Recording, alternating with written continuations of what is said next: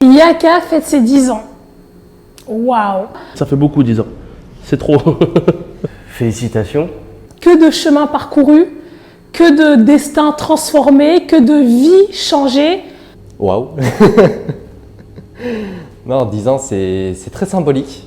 Ah bah déjà, félicitations à eux, parce que tenir 10 ans avec autant de projets, c'est fort. Ma réaction, je dis waouh, parce que j'étais là au début de l'aventure. Yaka change des vies, Yaka transforme des vies et Yaka nous le prouve au quotidien. Donc c'est vrai que ça me met un coup de vieux. J'ai du mal à croire que ça fait déjà 10 ans. Waouh, 10 ans déjà, ça passe vite.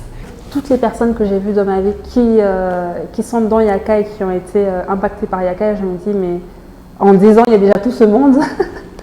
Et humainement, c'était une super aventure, parce que j'ai rencontré des gens avec qui je suis en contact encore aujourd'hui, qui sont devenus, entre guillemets, la famille. Et durant toutes les 3 phases, on a appris tellement de choses sur nous-mêmes, sur les autres, sur l'orientation de nos projets, et ils nous ont vraiment guidés à nous retrouver nous-mêmes et à croire en nous-mêmes.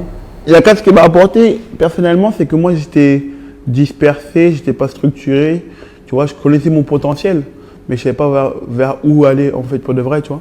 Yaka, ça m'a permis de me reconcentrer sur moi-même, de voir que j'étais capable de faire de plus grandes choses, de croire en moi. Avant toute autre chose, et une des choses les plus importantes que Yaka m'a apprises, c'est que on ne vient pas à l'étranger pour aider les gens.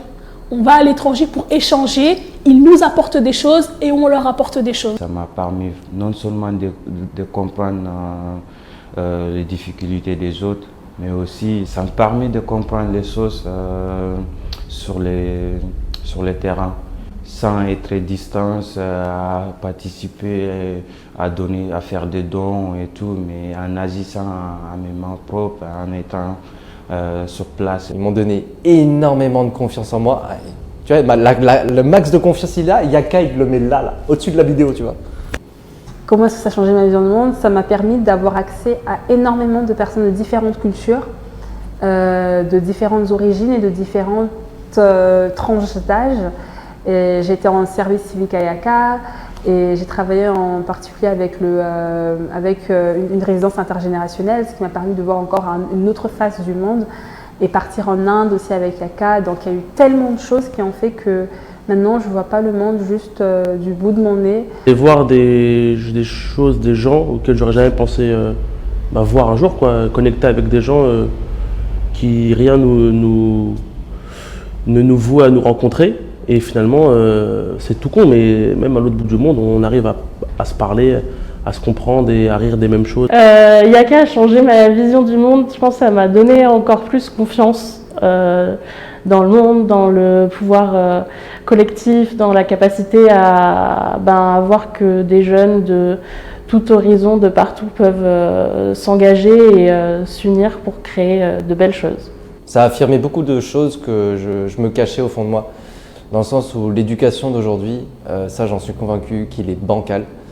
Et la manière de Yes Academia d'empowerer est juste exceptionnelle, quoi. La philosophie, le cadre bienveillant, c'est ce dont tous les jeunes ont besoin aujourd'hui pour vraiment se développer et réveiller leur potentiel enfin, quoi. Oui, j'ai plein de petites anecdotes avec Yaka, mais je m'en souviens d'une particulière où j'étais pas très à l'aise, c'était le fait de faire de la couture. On avait un atelier couture et je me suis mis à coudre pour la première fois de ma vie. Il y a François qui nous a inventé une chanson.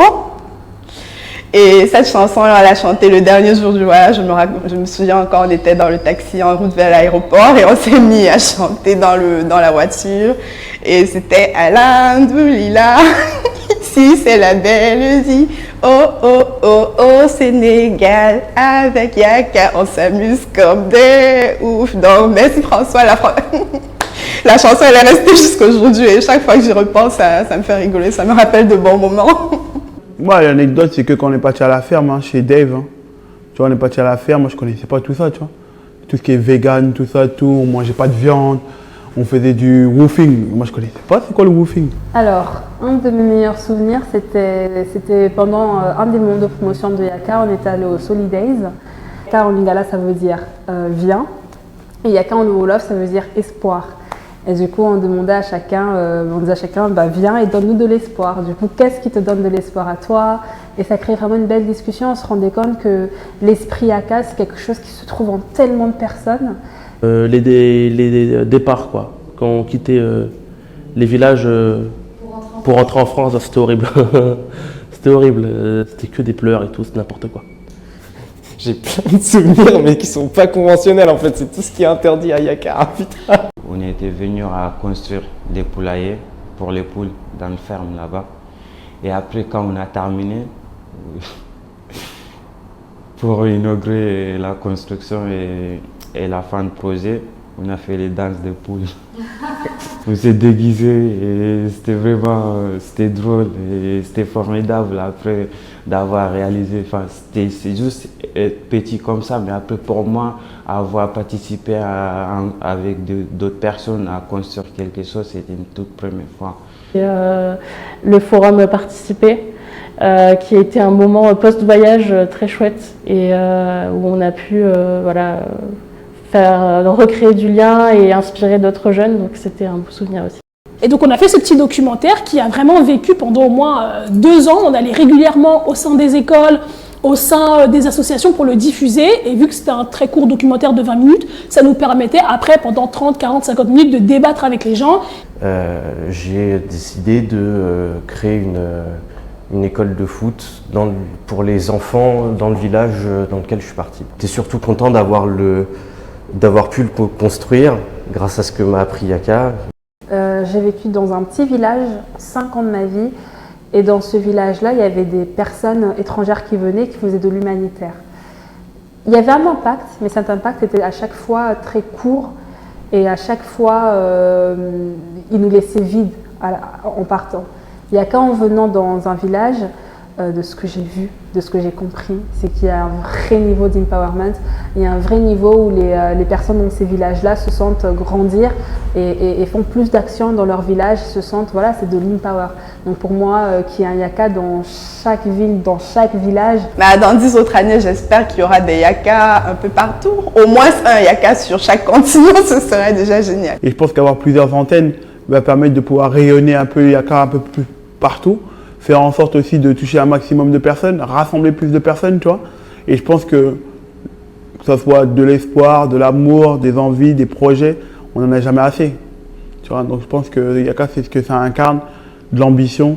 Et je pense que beaucoup de pays, beaucoup d'endroits, beaucoup de personnes en ont besoin. À quoi pourrait ressembler Yaka dans 10 ans? Déjà, vous avez des beaux bureaux aujourd'hui. Interview. Comment est-ce que je vois Yaka dans 10 ans? Mais ça sera toute la planète, c'est horrible avec toutes les personnes qui aiment déjà. Non, je vois Yaka aller à son potentiel, mais vraiment aller dans des horizons où on n'aurait jamais pu penser qu'Yaka serait. Yes Academia, au départ, c'était Empower Prestart. Maintenant, on va dans des résidences intergénérationnelles, on partage notre business model, entre guillemets. Et c'est comme ça que je vois Yaka. Je vois vraiment une association qui est diverse, une association qui permet à plusieurs autres personnes à se développer, à se nourrir et qui continue de grandir et, voilà, et qui ne cesse d'apprendre, parce que c'est ça aussi Yaka. Tout le monde a besoin d'un Yaka. Yaka pour moi c'est déjà une entité morale, bien sûr, une association. C'est avant tout un entourage, une famille qu'on n'a peut-être pas pu avoir. C'est aussi juste un petit bout de phrase qui t'encourage. Tu peux le faire. You can do it. Et c'est de ça dont tout le monde a besoin. Le monde entier en a besoin. Aujourd'hui, on est enfermé dans une bulle où on te dit tu dois faire mieux que l'autre. Alors que non, nous on te dit tu dois faire mieux que ce que tu fais aujourd'hui. C'est tout. Et tout le monde a besoin de ce message pour être confiant, ne pas se comparer. Et juste aller là où tu dois aller, où tu as envie d'aller. Et savoir là où tu ne veux pas aller aussi. Vous vous rendez compte ça? De pouvoir vous asseoir pendant 1 heure avec des personnes qui viennent du monde entier, qui racontent leur vie et vous racontez la vôtre. Pour moi, c'est la plus grande richesse sur cette terre. C'est de pouvoir aller à la rencontre de l'autre et notamment aller à la rencontre des gens qui sont différents de nous et qui vivent une vie qui n'est pas la nôtre. Et ça, c'est la plus grande richesse de Yaka. Hyper important pour s'ouvrir aux autres, s'ouvrir au monde. Ça devrait même être un programme dans le cursus scolaire. J'ai l'impression que c'est trop important, quoi. C'est trop bien. voilà. Et j'espère que du coup, d'autres anniversaires vont se fêter dans la suite encore nombreux. Si je devais choisir un mot pour décrire Yaka, non mais c'est trop difficile. Solidarité. Partage. Et, le partage. Impactant. Je dirais épanouissement. Échange. Espoir. Un seul mot? Une famille. La meilleure famille de tous les temps. Mais la famille qu'il nous fallait d'abord.